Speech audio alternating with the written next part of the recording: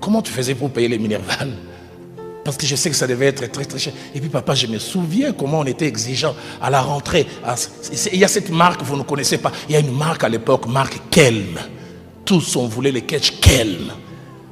D'origine espagnole. Si tu n'as pas les Kelm, tu es... Et on exigeait. Et je me souviens, on achetait ça, l'équivalent de 40-45 $. Et nous, 4, on était en Kelm. J'ai dit, papa, comment tu faisais? Il a simplement baissé la tête. Il dit, à part le fait d'enseigner, je faisais 2 autres choses. Je faisais les répétiteurs dans 4 familles. Et je faisais les domestiques 2 fois chez des sujets blancs. J'ai serré mon père dans mes bras. Je dis, papa, merci. Je ne savais pas que tu payais un prix aussi fort. Mais troisièmement, nous devons les respecter à cause du prix qu'ils payent pour nous. Des fois, nous n'avons aucune idée du prix que les parents payent. Mon père me disait cette phrase quand j'étais tout petit, je ne comprenais pas trop. Il me disait, on comprend les parents quand on devient parent. Tenez, 50 fois tu écris pour être embauché. J'ai l'honneur de venir auprès de votre autorité. 50 fois on vous écrit, nous avons les règles. Et tu serais, vous en rigolez entre vous, mais Dieu ne rigole pas. Aide-moi à dire à ton voisin, les parents sont sacrés.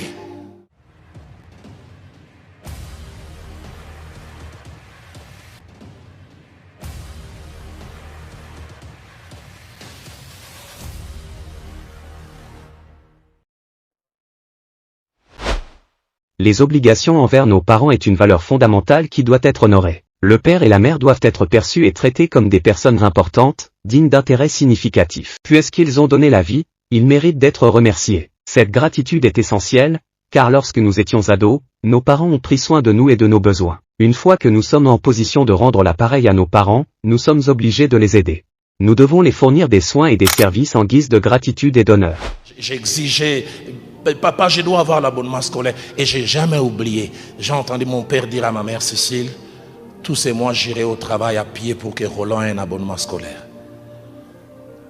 J'oublie jamais, à l'époque à Kinshasa, il y avait 11 lignes de bus sur Traz.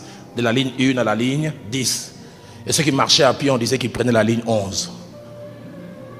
Et ce jour-là, alors que je suis dans le bus scolaire, on a traversé, quelqu'un a vu mon père. Il a dit, oh Roland, ton papa prend la ligne 11.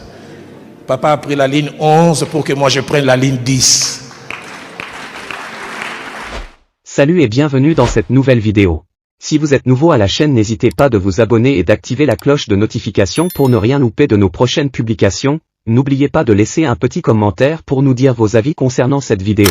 C'est un prédicateur, enseignant, écrivain et mentor pour plusieurs serviteurs à travers le monde. Sur cette vidéo, l'apôtre Roland Dallot s'adresse à une catégorie des enfants qui ont du mal à se soumettre aux exigences de leurs parents. Comme il a si bien dit, l'apôtre Roland Dallot, les parents sont comme de délégués que Dieu a envoyés pour veiller sur ses enfants. Cependant, il est important que tu sois respectueux envers eux. Tu peux le faire facilement en modifiant tes comportements et en changeant ton point de vue afin de les traiter avec toute la gentillesse qui leur est due. Les parents ne sont certainement pas parfaits. Ils ont commis des erreurs et ils en feront d'autres. Apprends à les aimer inconditionnellement, car c'est leur façon de t'aimer. Rappelle-toi qu'on n'a que 2 parents. Traite-les bien tant qu'ils peuvent en profiter. On n'a qu'une vie, montre à tes parents à quel point tu les aimes avant qu'ils ne soient plus là. Qu'il y ait des gens qui meurent tôt, ils cherchent les sorciers en famille. Ils pensent que c'est un problème attaché à l'hygiène ou à l'environnement. Comment tu traites les parents? La Bible est claire. Honore ton père et ta mère, afin que tu vives longtemps.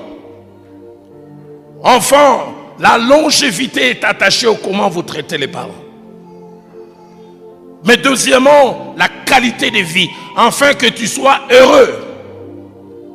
Tu as une qualité de vie, que tu réussisses dans ce que tu fais. Tu es étonné, 50 fois tu écris pour être embauché. J'ai l'honneur de venir auprès de votre autorité. 50 fois on vous écrit, nous avons les regrets. Et vous n'arrivez pas à comprendre, mais pourquoi ça ne marche pas? Les autres, les portes s'ouvrent calmement, sans difficulté. Mais pour moi, ça ne marche. Comment tu traites les parents? J'en parlerai tout à l'heure. Des jeunes filles en famille, parce que maman parle beaucoup, vous l'avez surnommé RFI. Radio France Internationale. Votre papa, il est peut-être dur de caractère, Saddam Hussein. Dans une famille, on appelait leur papa vieux Satan. Vieux Lucifer, hasard. Et vous en rigolez entre vous, mais Dieu ne rigole pas. Aide-moi à dire à ton voisin, les parents sont sacrés. Joue avec n'importe qui, joue avec ton ami, ne joue pas avec Dieu. Afin que tu vives longtemps et que tu sois heureux. Et je l'ai presque dit tout au long de cet enseignement. Enfants, faisons attention aux parents et à la manière dont nous les traitons, car notre futur en dépend. Faisons très attention. Deuxième chose que je voudrais dire aux enfants, les parents doivent être traités spécialement parce qu'ils ont un statut spécial aux yeux de Dieu. Un statut spécial. 3 choses à ce niveau.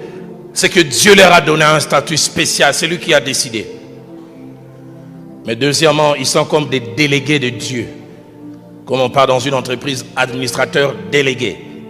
On lui a confié. Les parents sont des délégués de Dieu. Mais troisièmement, nous devons les respecter à cause du prix qu'ils payent pour nous. Des fois, nous n'avons aucune idée du prix que les parents payent. Mon père me disait cette phrase quand j'étais tout petit, je ne comprenais pas trop. Il me disait, on comprend les parents quand on devient parent. Tant qu'on est enfant, on ne comprend pas.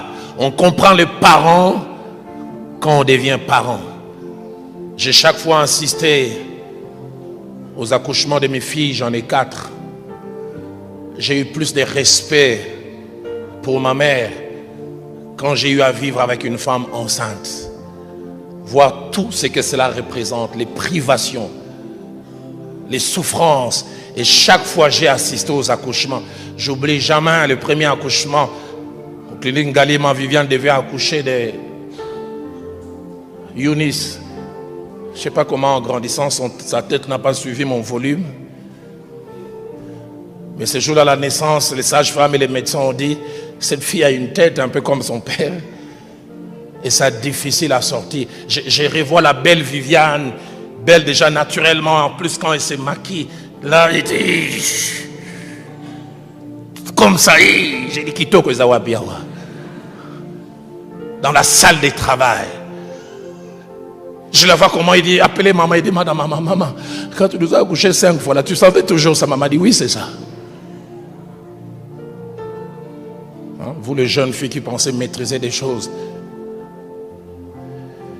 Mais j'oublierai jamais un pasteur Timothée, sa tête avait difficile à sortir. Et comme j'étais là, impuissant, incapable, le médecin me regarde et dit, pasteur, on va faire une épisiotomie. J'ai dit, épisio quoi? J'ai dit, ça veut dire quoi? Il dit, on va la déchirer. J'ai jamais oublié. Je vois, on fait une piqûre à côté et puis on prend une lame.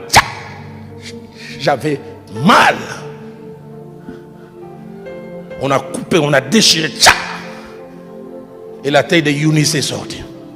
Et j'ai dit, une telle personne, demain tu lui dis, va m'amener l'eau, elle fait.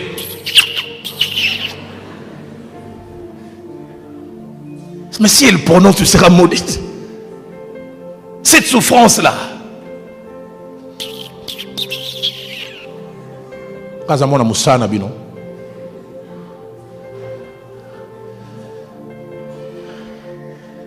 Qu'il y a des choses que les parents vivent. Avoir un enfant malade, surtout quand ils sont petits, vous n'avez aucune idée.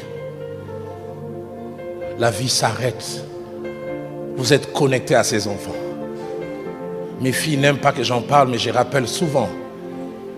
Eunice a fait une forte bronchite quand elle avait 1 année et 1 mois.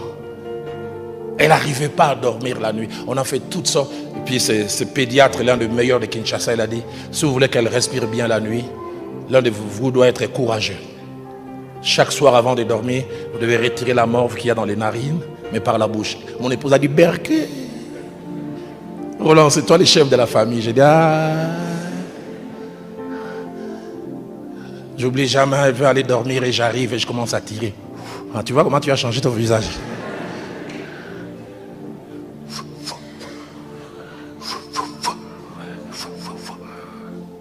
Je comprends pourquoi la Bible dit, parents, enfants, honorez vos parents. La deuxième qui va bientôt se marier, elle aime jamais que je parle de ça. Une année, je pense, non, quelques mois, je pense, 10 ou 11 mois, elle fait une constipation durant 4 jours. Elle ne produit pas de sel. On donne tel produit, ça ne marche pas. On nous donne même des trucs indigènes, ça ne marche pas. J'oublie jamais cette maman avec laquelle nous habitions. Vous savez, ces vieilles dames, elles ont des solutions. Le pasteur prend un morceau de savon, place dans la voie anale et garde 5 minutes. Et puis quand tu enlèveras 5 minutes après, ça ne va pas tarder. J'ai placé 5 minutes. Aïe, j'oublierai jamais. Comme j'étais juste vers l'orifice, à peine j'enlève les doigts, tout sur le visage. C'est comme la pâte d'arachide. J'ai enlevé ça en rigolant. C'est ça être parent.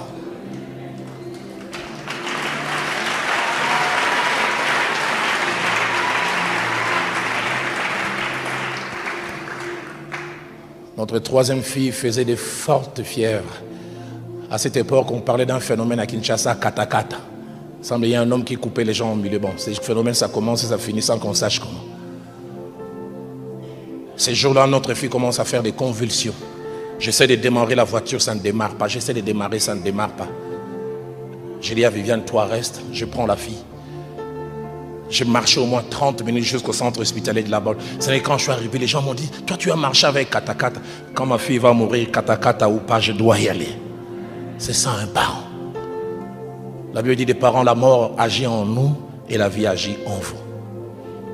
Les temps me manqueraient de parler de cet entretien que j'ai eu avec mon père.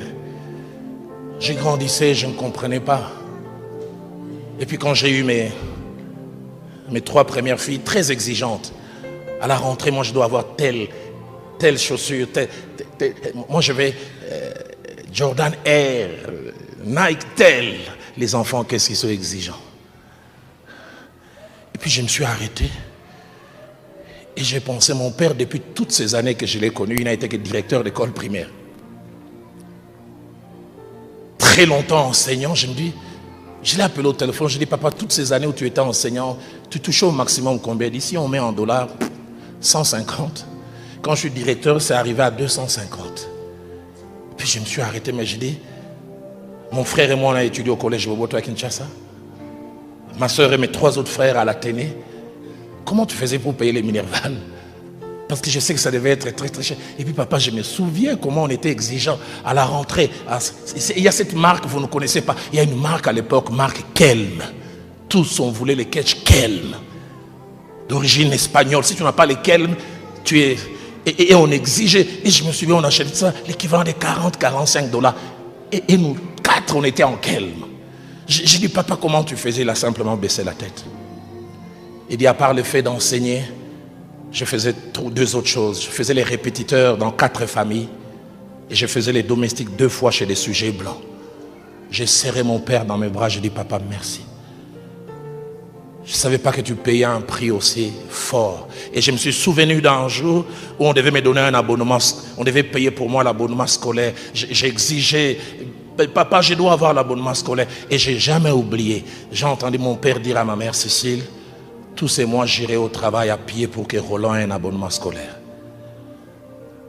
J'oublie jamais, à l'époque à Kinshasa, il y avait 11 lignes de bus sur Traz. De la ligne 1 à la ligne 10. Et ceux qui marchaient à pied, on disait qu'ils prenaient la ligne 11. Et ce jour-là, alors que je suis dans le bus scolaire, on a traversé, quelqu'un a vu mon père. Il a dit, oh Roland, ton papa prend la ligne 11. Papa a pris la ligne 11 pour que moi je prenne la ligne 10.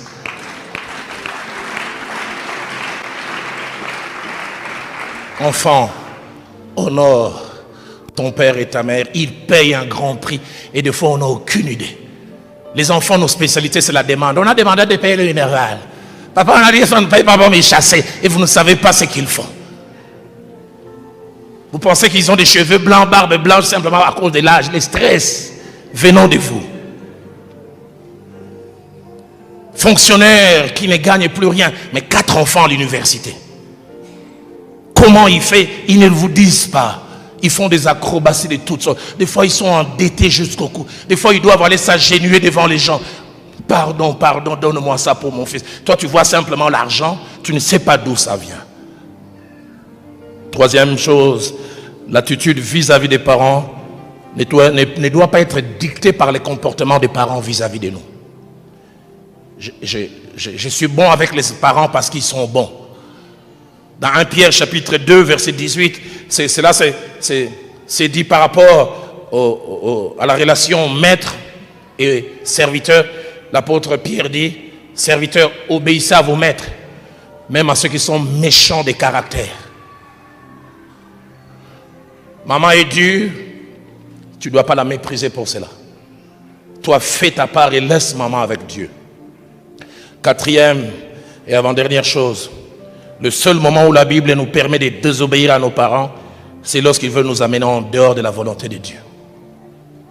Ephésiens 6, 1 dit, obéissez à vos parents selon le Seigneur.